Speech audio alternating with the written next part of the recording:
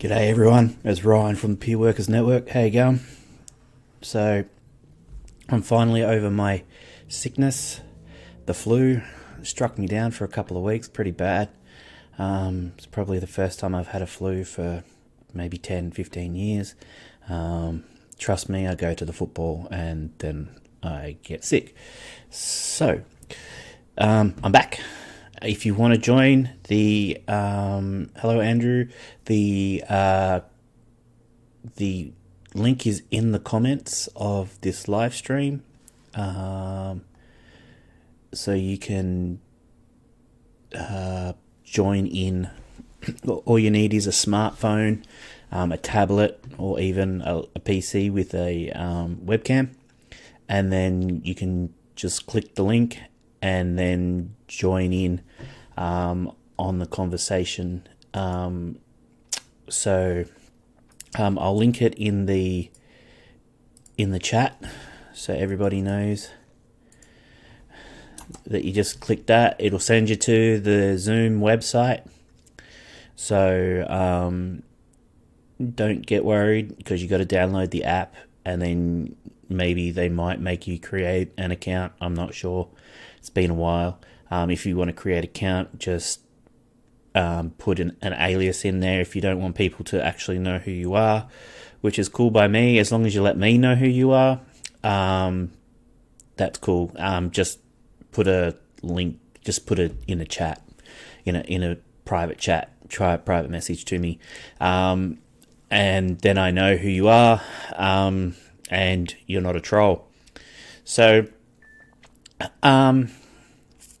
I've realized that becoming sick, even with the flu, can affect your mental illness. It can affect your mental state. It can affect the way that you view things. And I dare say my medications were affected by things like Codral and Sudafed and stuff like that. So it was really weird. It's sort of like when you get your prescription and it has the if you consume alcohol, the effects may blah blah blah blah blah. That's kind of how I felt when I was taking cold and flu medication, which I'm going to follow up on. I think it's really important that we know as a community that even things like paracetamol and other things like that may affect your mental state and your medication. So I'm going to try and find a chemist and find out a little bit more about the mixing of medications and over-the-counter medications as well. So it's really it really set me back. It really knocked me out.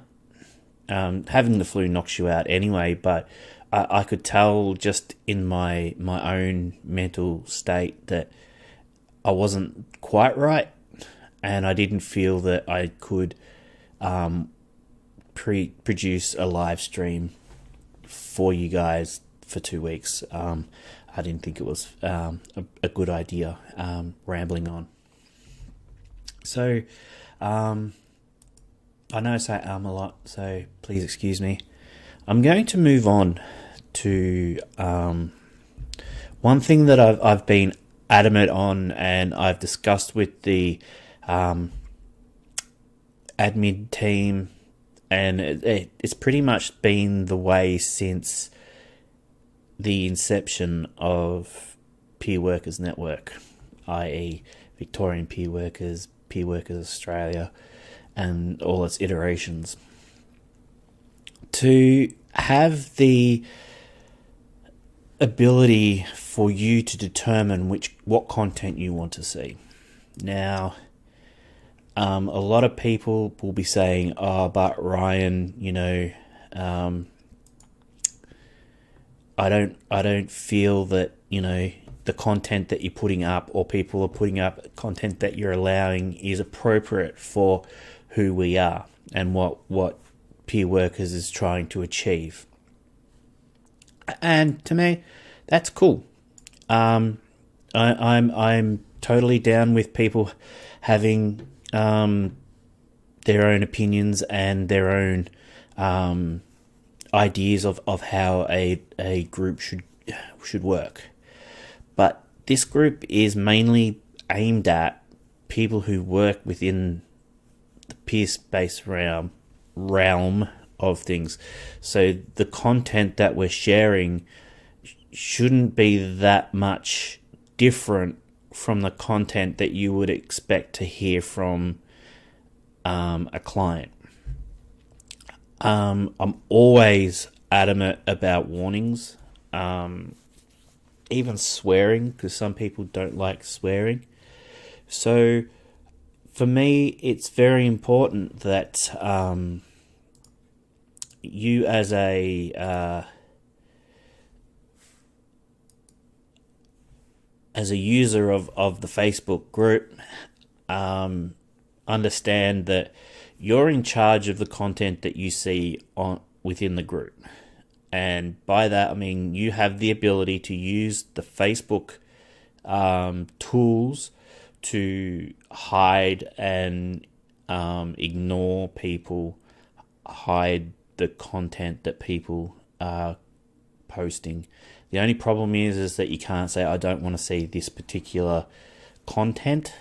You actually have to hide individual posts. Or you just hide that person. And there's no harm in hiding a person, especially if they're putting up content that's, pretty full on, but is acceptable within the boundaries of being a peer worker. I know a lot of people don't like talking about suicide, don't like talking about a lot of things about mental health and get upset by it. So I'm going to show you now how to basically show you how to hide people. People don't know that you've hidden them, so you don't need to feel guilty about hiding them. There's no shame in hiding people. I personally do not find any of the content that's been posted on the network so far, for me personally, and this is for me only, distressing.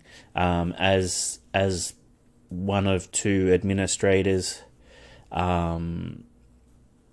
I think there needs to be that sort of, okay, I need to view this content to make sure that this content is safe for everybody, even though it might trigger me. And that's something that I've taken on, and I've taken very, very seriously, and I've tried to install in the other administrators and moderators that that's the situation.